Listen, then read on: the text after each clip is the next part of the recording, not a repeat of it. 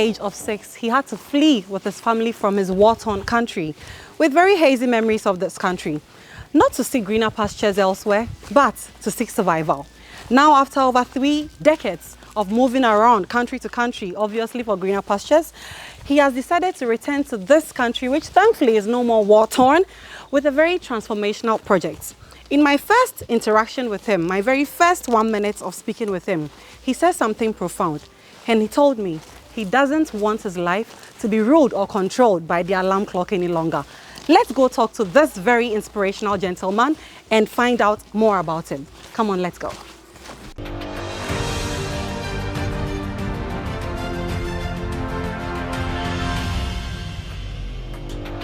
Yourself? Good to see you. I'm good. Nice seeing you again. Welcome to the Transformational Learning and Development Forum. Beautiful place. Great. It's a very beautiful place.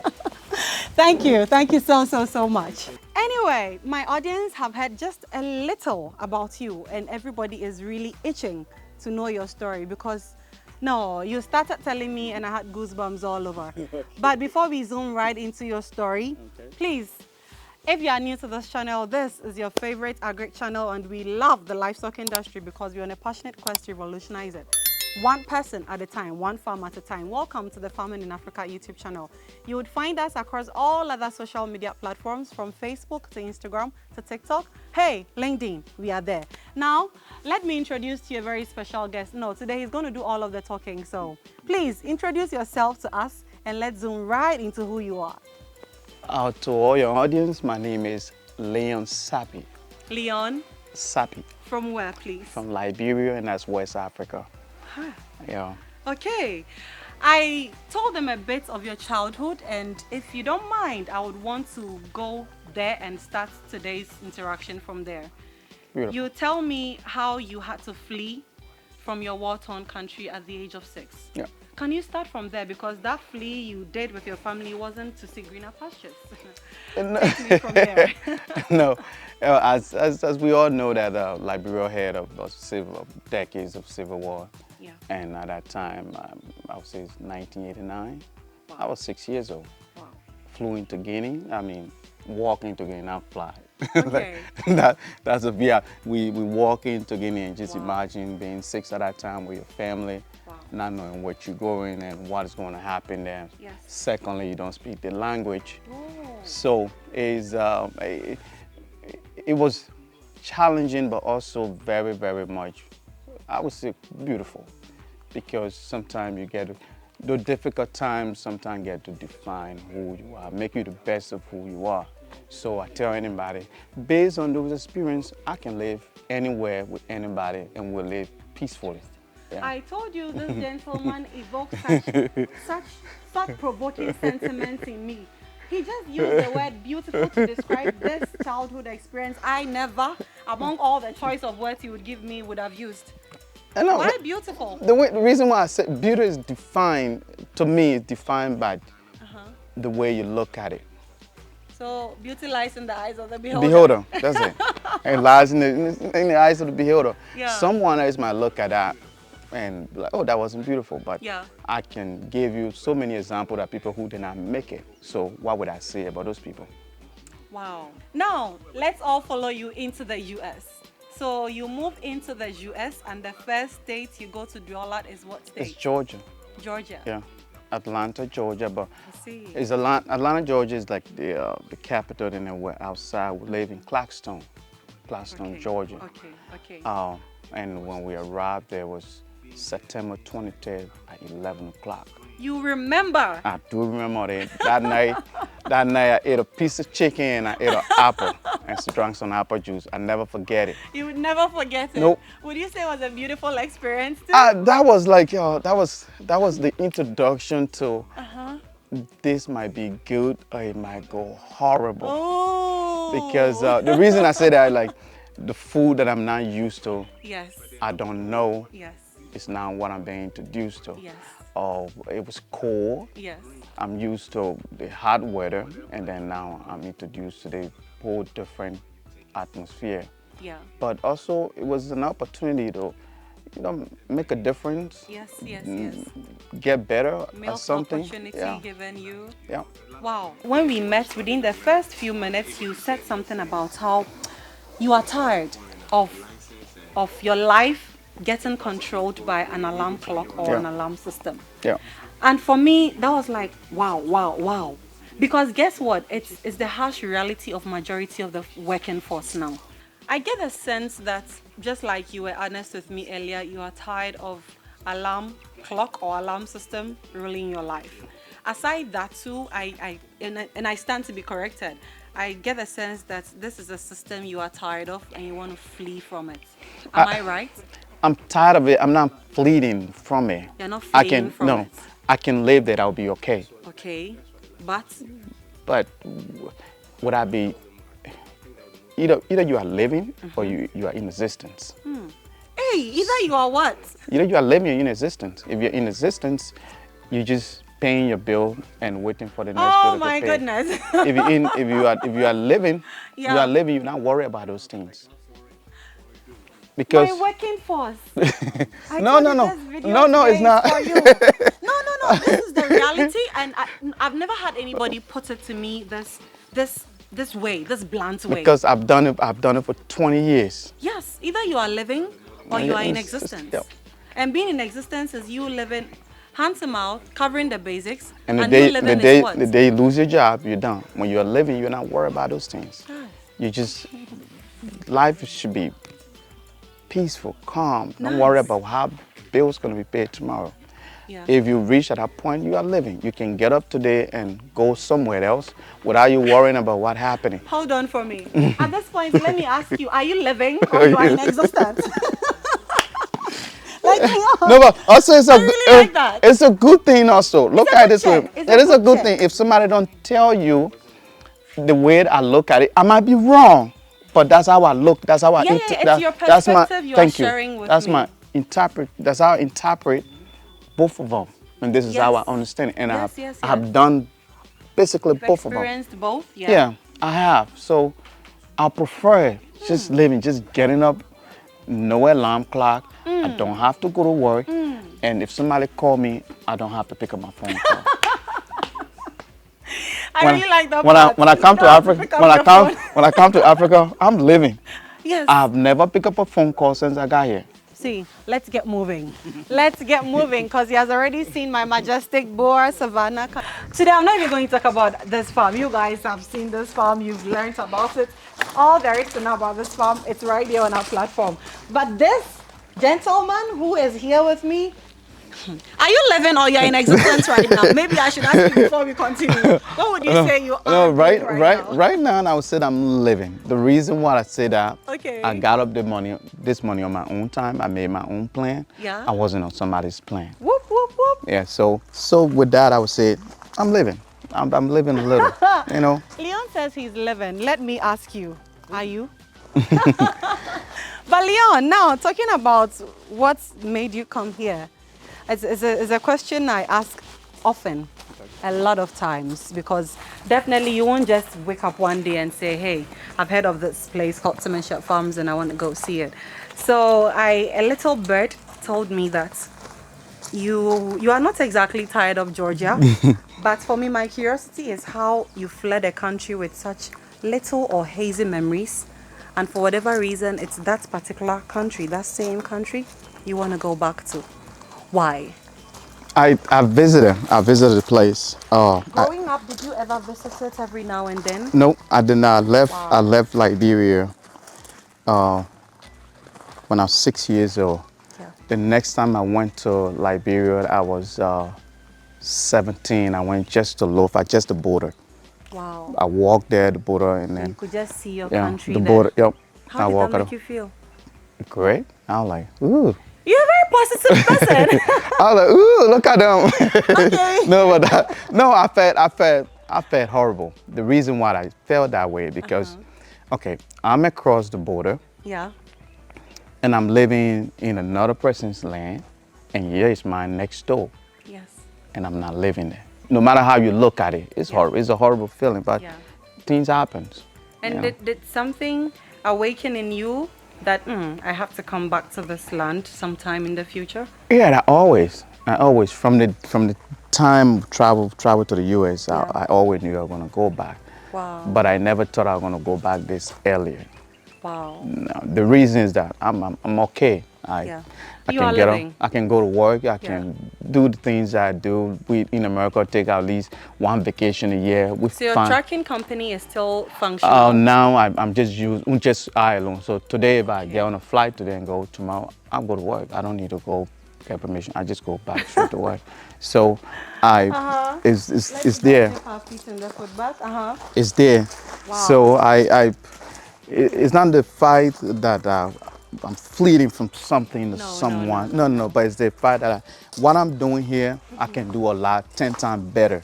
And talking about better, what is this transformational project you are taking back to Liberia? 3 years ago, I went to Liberia, and Yeah. the very first thing I had interest in was resort. A resort? Yeah, that was the goal. I'm gonna have a resort and put parties every day, and those with money can come there and can collect it, and I'll be fine. Yeah. And in the process, I bought 14 acres of beach property, like beachfront, right there by the ocean. Okay. And then I went back. My brother's cleaning and stuff. Yeah. I went back, and a couple of months later, I flew back to Liberia. And one thing that I noticed, as I told you, while driving, I bought chicken to feed the dog. And I've noticed that the day the chicken was killed and the day the chicken was processed, it's way off. It's like the chicken got processed 1 month before it got killed. The disparity in this. Yeah, so I'm looking at it, so I asked about, I said, do you guys actually look at, so ridiculous. do you guys look at these things? No, we And they're don't. like, no. And then the next thing is you go, like, we African love chicken feet. Yeah. The question I always ask, you did not see this chicken, you did not kill this chicken, and you are so desperate for the feet. So where did you get the feet Where from? you got the feet from? And See, I know you are enjoying this interaction so much. What's the story he just shared? It's so funny because it's the harsh reality on the ground, even here in Ghana. So Leon just shared with us this story, which is actually what has sparked him into going into this project he is embarking on. He literally just said that he was in Liberia, went to buy some chicken from a cold store. He looked at the label, and the date the chicken was processed was different from the date the chicken was killed, way ahead. it's like the chicken was processed January 1st, but then it was killed somewhere in March. So I'm like, okay, am I wrong here?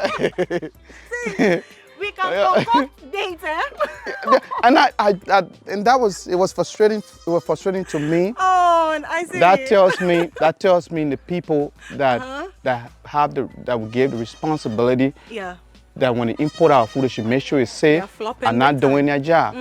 So I don't want to be part of it. And if I don't want to be part of it, why not create something that if I can't even feed the whole country, I can feed my neighborhood. And I can even feed myself. Yeah. I would never forget this. How does the date of processing become earlier than the date you killed the animal? But guys, see, he has told us the genesis of this transformational project is embarking on, basically to have control over your feed, right? Yep. I mean your food, what it is you are ingesting into your body. Yep. And so how does this project look like? Is it coming up well? Are you in the research phase? No, right now, phase what are I'm you at, in? the stage I already acquired the land. It's 230 acres. Whoa. So, so I know I have enough space for it. We Africans eat a lot of goat meat. So goat is my way that I'm going, and a little bit of poultry, because in Liberia, we eat a lot of eggs. Okay. But to get the eggs, you have to go to some foreign store that got it from outside. Oh. So I'm not into food, the safety and all that, but I know the longer the egg sit, you shouldn't eat it. Yes. So that's a problem there. But nobody's solving that problem, because we have the mindset that if I don't have $10,000 sitting here, I can't do this. Can't do anything. You get $100, go buy you one chicken. Start feeding yourself. everybody got a little space in the back of their house here. Yes. Put the chicken there, put 2 there, and start eating the eggs yourself. And then you can give somebody eggs. You just validated something we've been saying often on our platform, and that is the demand for goat meat is crazy. And honestly, I'm just learning from you that Liberians are just like Ghanaians. Ghanaians, we love our eggs. Same people. We love our eggs so much. At a point in time, egg can become a very scarce commodity as well. And the prices can just shoot up. So everything you are saying, I so can relate to that. My Liberian audience, I've always known you people are family. You see, I've always known it. And a very shout out to all of you and all of our global audience. Thank you so much, and we really enjoy doing this with you. He has touched on the huge demand that exists for goat meat, and that is why you are actually going into goat meat. That's why. Is it a delicacy in Liberia like it is here in Ghana? Yeah, it is. Oh. It is. We eat a lot of goat meat. Even myself. Since I got here, when I go buy my fufu with my leg soup, I said today I have not eaten all day. They've been trying to get me eat something. I said no. Today I want to eat the green soup with goat meat. And I don't care what happens. I'm gonna have it today. Who taught you how to eat fufu? Oh no, fufu is my favorite food. I can go months without eating. I see. Without eating no rice, no this. I can go strictly fufu. Really? Yeah. A Liberian whose favorite food is fufu? In the U, I'm a truck driver. In my truck, I got my microwave. I got my 4 bags of fufu. Even I'm not there now, it's still sitting there waiting for me. No, who initiated you into this fufu eating venture? The tribe my mom is from, they're fufu people. Really?